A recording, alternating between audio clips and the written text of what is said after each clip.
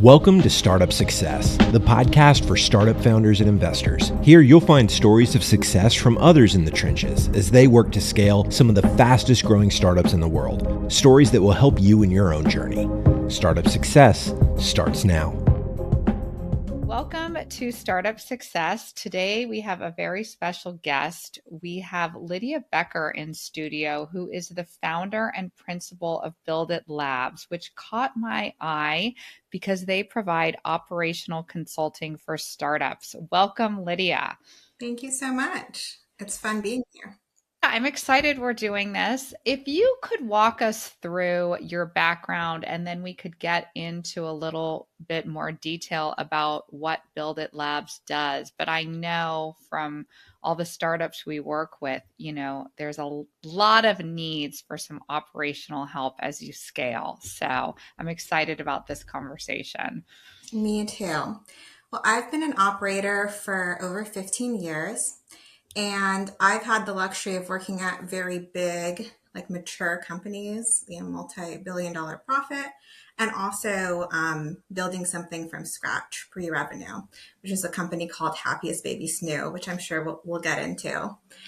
And having kind of both views of the spectrum of what success looks like in a mature state, and then how do you build and scale something quite rapidly, informed a lot of what I built at Build It Labs and what I do currently, which is support rapidly growing companies as they scale. Oh, great. Okay. So you help them primarily with the operational pieces? Yes, operations and strategy. I Okay. really engage when companies really have these high stakes projects where they can't afford to drop the ball. So things like launching into a new market, launching a product for the first time, scaling operations. So you have some traction in the market, you have some early maybe product market fit, but how do you repeat that at a high quality level, meeting your customers' needs day in and day out, and basically at scale. Right. And No, so, yeah. No, I don't mean to cut you off, but you're spot on. I mean, the startups I've worked with, that's where the challenge happens, when you need to scale your operations, and it can be really difficult. When you caught my eye online, you had a image that you used to describe the three components of operations. If you could, we don't have a visual here that we can show the audience, but the three components of operations, and then I want to dig into one that I think founders grapple a lot with. yeah. So when I think of a high performing team that ultimately can scale and can deliver, I think of three concentric circles. And at the core, and the very center of the circle, is purpose and vision. Why are you doing what you're doing? How are you adding value into the world? And what's your vision for the company? That's kind of the core, right? And then the next layer is people. This one is critical. Who's on your team? Do you have the right people in terms of skill set, alignment with your purpose and vision, and their drive? And then the final layer is process. So how do you work together as a team to get from point A to point B? What is a company but a bunch of people making a lot of decisions day in and day out? And you want those decisions to be aligned with your vision, aligned with your purpose. You want everybody to be rowing in the same direction. And it turns out it's a lot easier to do this if you have the right people on board in the first place. So if you have great people, the right people, you need lighter processes and less kind of infrastructure that can slow you down and enable you to move faster. I love how you explain that, because we hear this on the show over and over again. The founders come on, they have the mission, the product, the problem that they're going to solve. They're all excited about it. And where things always start to fall down is the people. And in my own experience, it's when you have the low performers or the people on the team, like you said, that aren't moving in the right direction. that's when you need all these crazy processes and procedures. But if you're all like firing together, like you explained it perfectly, you need less. So I really want to hone in on the people part, if that's okay with you, because we hear that over and over again from successful founders, is that they got that right. Why, if you could just delve into a little bit more about the people you need as a startup scales, I think that would help everyone listening. Yeah, absolutely. I mean, I think hiring well is one of the most impactful things that you can do. And it seems so obvious and simple, yet it's really Right. hard to get it right. So when I think of a rapidly scaling company, I think roughly, like if we're going from 0 to 50 million in revenue, I think of things in roughly 3 phases. So in phase one, you're like maybe 0 to 15 million in revenue. It's very rough. And you're really a small team. You're all hands on. You're all like leading, doing the Mm-hmm. strategy and, executing, right? So, in this phase, I really focus on hiring this like all around athlete. This person's going to wear many hats, be able to frequently pivot.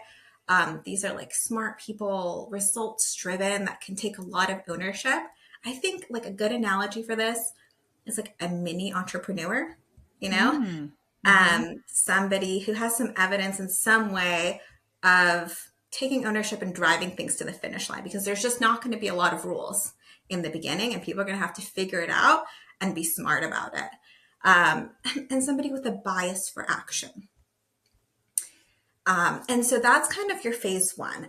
And then hopefully these people, and often they do, in my experience, grow with a company and then kind of find their place as the company starts to mature. Once you're in kind of phase two and you're maybe getting some traction, right?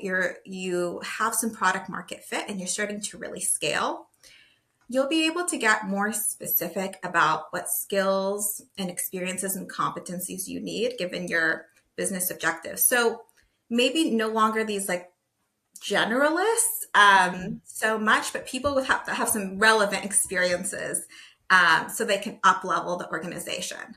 So I think of this as like phase two, this foundation for scaling.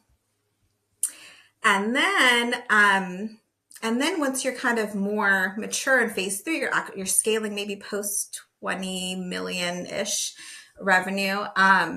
This leadership layer emerges. That happened for us at Happiest Baby, maybe post 50 to 100 people, like once we started growing to that size. And here, it's so critical to hire your A players because these are your generals, right? Now there's a possibility, whereas in like phase one, you're so small, leadership has their fingers on the pulse of everything that's happening. Phase three, once you're starting to really scale, enter in large markets, you're now having these generals that are maintaining and building on the culture that you want to create.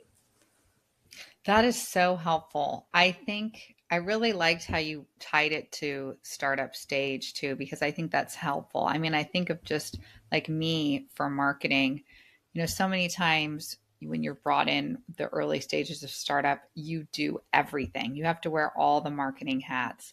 And then you grow and you start hiring someone to just do email marketing, someone to do all the digital online, right? And so you start to fill it out. And then, like you said, you get to the next stage and then they start to fill it out even more with like the generals, as you described it, who can do even more in those areas.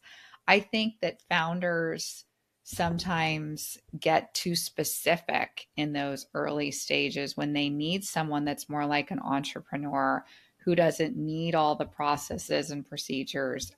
Is that what you see sometimes?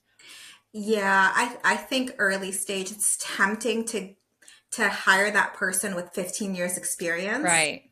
Right. That's like worked at that similar company that scaled, but they weren't necessarily there writing POs and like, right. Filling orders or whatever you have to do in the beginning. So those skill sets trump that experience. Like, it's like that hunger. And of course you need some capability, right? But that's just so critical, this bias for action and this, I'm going to figure out a way to get from point A to point B, trumps like kind of the resume experience, which I see as a common inclination or in the early stage. Yeah, that is so spot on. I was just talking to a successful founder on this show, and he said, in the beginning, all they did was hire for a bias to action. Yeah. And and especially in this day and age with AI and the way things are moving so quickly, you have to have that bias to action.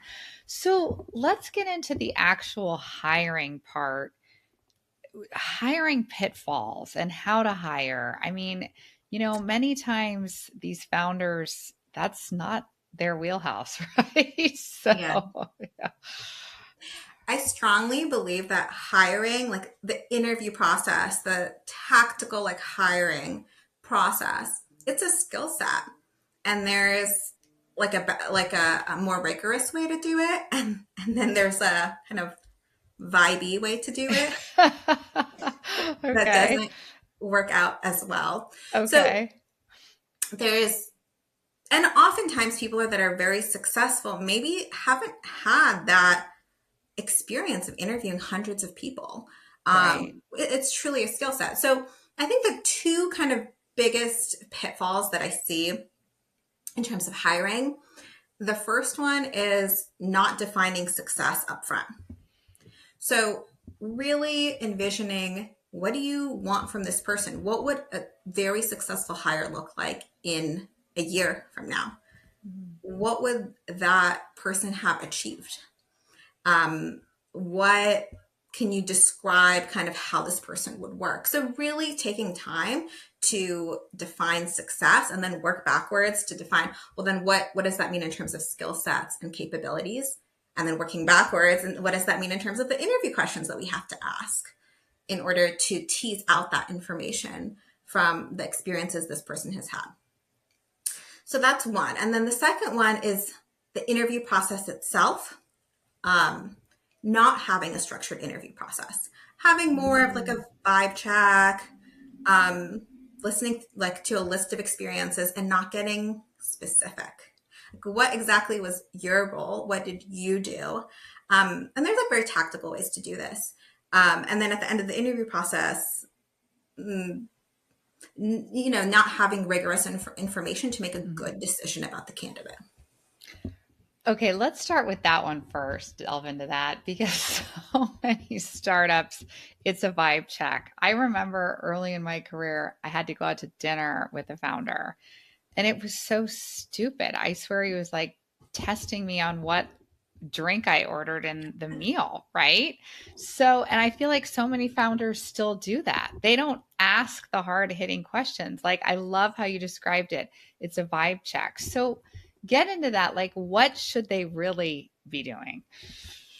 Yeah, that's funny, because I've had a lot of this experience as well. Where I'm like, when are you going to tell me? Right. When are you going to ask me about, when I've really achieved this thing that you're, I'm waiting for that to happen. It never happens. No, I know. Exactly. All the prep you did, and you're sitting there making small talk. Yeah.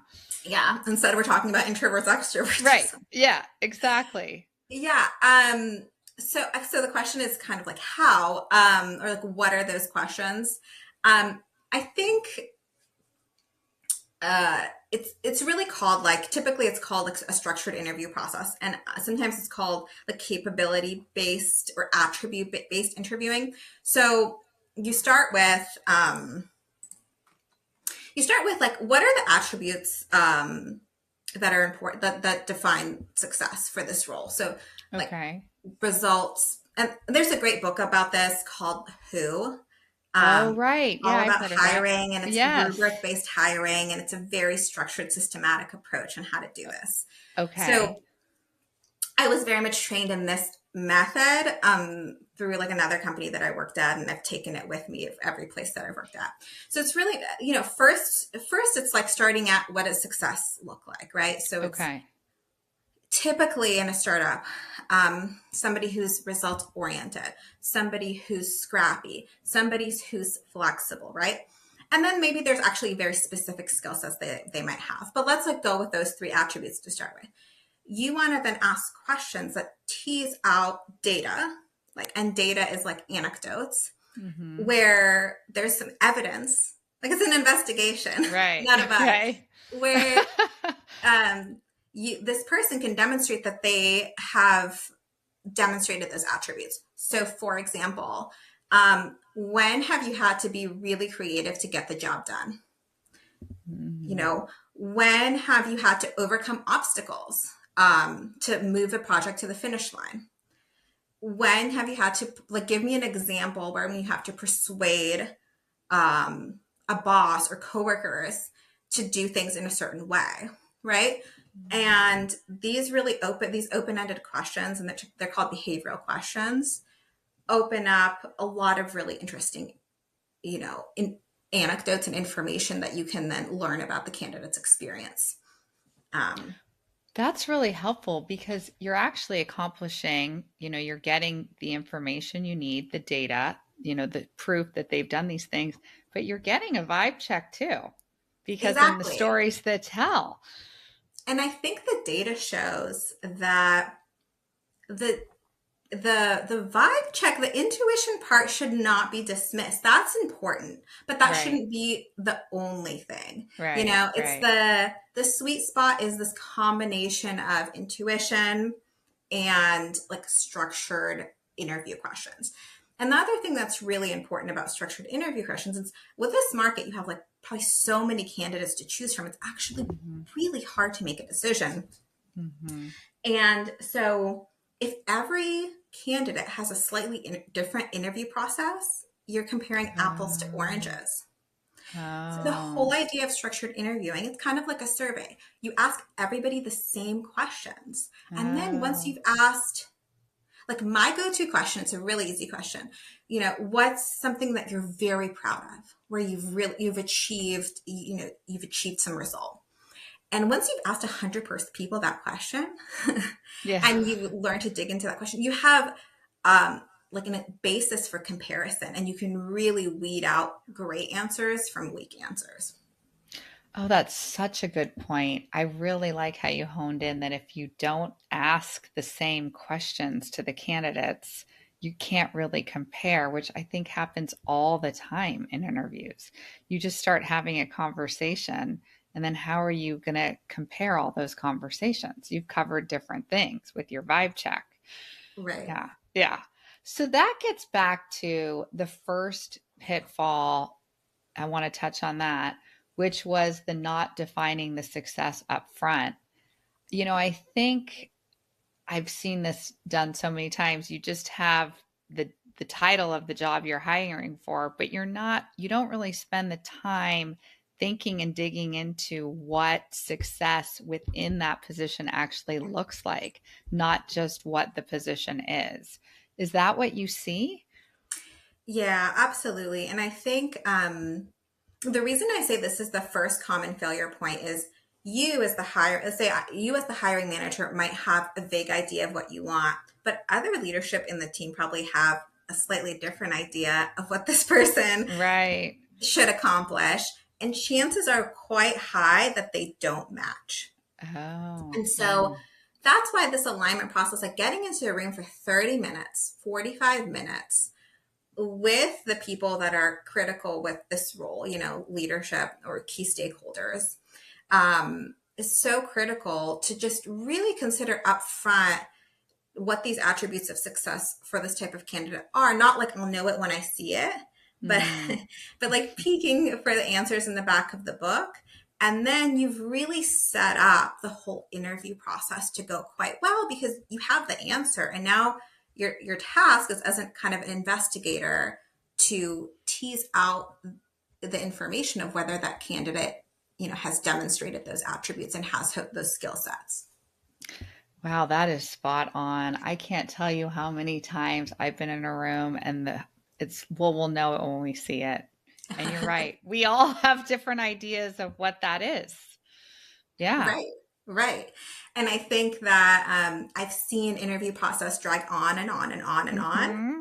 And I don't know if you Yes. felt that, where it's like we just keep on hiring people, and or not hiring, interviewing people, excuse me, and they seem great, but not quite. Right. Not quite it. They're just not Yes. quite it, but because we don't really know, Ah, we haven't that's really challenged ourselves to really, what is it like that we're looking for? And like get really specific. Like in the Who book, like sometimes they say like you could even go get it specific as like the financial goals these people might have to meet. Do you think this person is capable of achieving, XYZ? wow, that's so helpful. Really helpful. It makes me want to think about the positions we're hiring for and are we doing this? Because I don't think we are. So any other kind of like guidelines or, areas around hiring that you want to point out to founders listening? Yeah, I mean, I think another tactical thing that I people have found helpful when I do some of these workshops about hiring is, it's not enough to ask that right question, like that behavioral question of, you know, give me an example of, when you face this type of challenge, or you had to be creative. But another kind of secret that I've seen great interviewers have is it's the ability to really listen and ask good follow-up questions. Oh, okay. So somebody can prepare a wonderful story and, Yes. say we accomplish XYZ, and then what's critical is to dig in to that individual's contribution, what they exactly did Oh. within, the bigger company. And I think that's a bit of an art that's just Mm. mastered with experience. Like, how do you ask the right follow-up questions to really, um, understand this person's role? Because you're hiring the person, not like their previous company and their whole Right. team. And I've seen Right. a lot of, and myself included, I've hired people where I've kind of gotten confused about their answers, and we weren't crystal clear about what this person did versus what, you know we did collectively as a Right. company. Right. And so the follow-up and questions within the interview, I think, are key too. There's there's a there's a really good guide actually in the Who book of like a simple approach to ask an individual about any experience, really, of like fundamentally there's like 5 key questions. Any experience on their resume they should be able to say, like, what were you hired to do? Like, what accomplishments are you most proud of? Softball question, but really open-ended, and you can gather a lot of information. What were some low points and challenges during that job? Um, who were the people that you worked with? Mm, And why did you leave? great. Wow. Those are excellent. You could really learn a lot with all of those. Yeah, and I think they're all and the key is that they're all jumping off points Right. to like get into deeper conversations. Yes. And not all of those are would like they're different. So the candidate wouldn't have like a canned response ready to go, right? They'd have to take a minute and think about it, which you want. I find you want questions like that. Yeah. And I think that, for me, like being on both sides of the equation, I always appreciate those kinds of questions when you've really kind of done the work. You have a lot that you want to share. It's Mhm. exciting to be asked a question in a way that you can talk about some of the hardest things that you've had to overcome, some of the things that you're most proud of. Yes. Excellent. That's so helpful. This has been so fascinating and makes me want to redo some of my hiring. We're coming we're coming up on time. Any other we kind of wrap up the show, like hiring or just anything that you can offer the founders listening? You've already shared so much, which I think. Yeah. I think at the end of the process, usually there's a round table, where you sit, Yes. where there should be a round table. There should Yes. be a round table where you sit down and you really talk about what, like, yes or no. And I think the way that you hold the round table is really important and could be a very valuable learning experience for the organization. So what I love to do in the roundtable process is just say yes or no from the least senior person to the most senior person Oh, without any explanation first, so that kind of the most senior person doesn't bias the whole room. yes. And then after that, every interviewer provides like rationale of like why yes, what about their answers, right? And we lean into like the data, what they said, not what we feel, but like what exactly did they share. And sometimes in those conversations you can start to understand, gosh, I should have followed up to that question.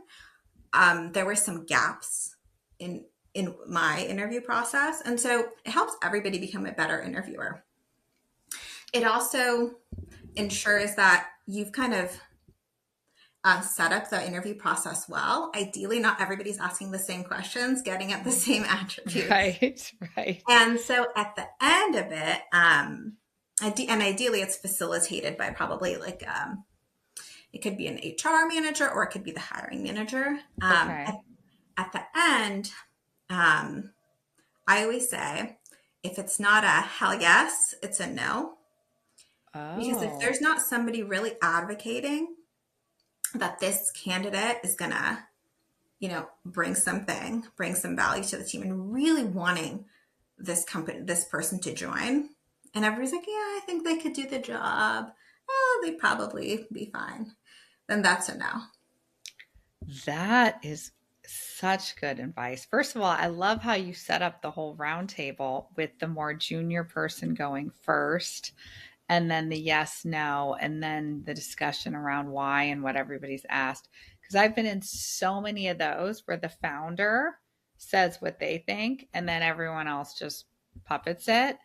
And then the other thing that really stuck out to me, if it isn't a hell yes, because we've hired so many people where everyone's like, well, we've talked to a lot of people. They're fine.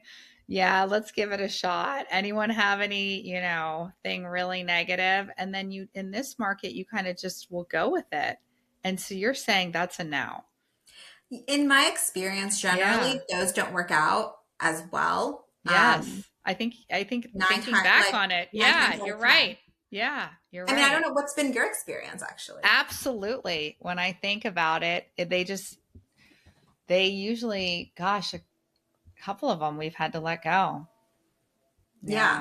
And I think not everybody necessarily has to be the biggest advocate, but there should be like one person in the room that's like, or, a couple people that like, yeah, this, there needs to be like somebody that's Yeah. really feeling like conviction Yes. about Yeah. this person. And that's Right. like where like kind of data meets intuition, I think. Right. Yes. Wow, Lydia, this has been fantastic. I'm definitely going to share this with some people on my team as we get into hiring. Tell the listeners, where can they go to find more information about Build It Labs and get your help? Yeah, yeah. So builditlabs.com. You can also find me on LinkedIn, Lidiya Becker. And yeah, I have a bunch of information on my site. I support companies that are in growth mode. Typically, there's a physical good that they're, manufacturing, distributing, selling. And I'm really love to engage when there's really kind of a high stakes Mm. project, or even a company's like on the cusp of scaling.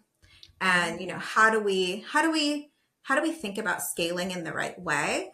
And as we kind of said, when it comes to, because ops is not only kind of process, it's so much people, and that's where I think it's so important to think of it holistically. I love it. I think that's spot on. Thank you so much for being here today. I learned a lot. So I think it was super valuable. I appreciate your time. Thanks so much for having me. It was a blast.